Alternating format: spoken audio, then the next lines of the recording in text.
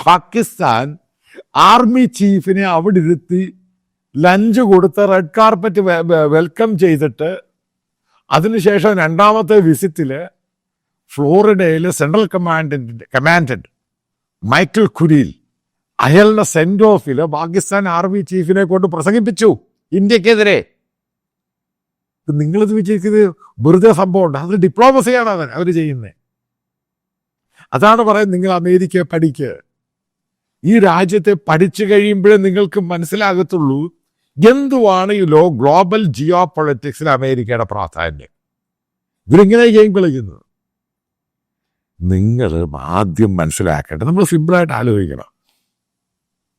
European രാജ്യങ്ങൾ മോശമൊന്നുമല്ല, സമ്പത്തായിട്ടുള്ള രാജ്യങ്ങളാണ്.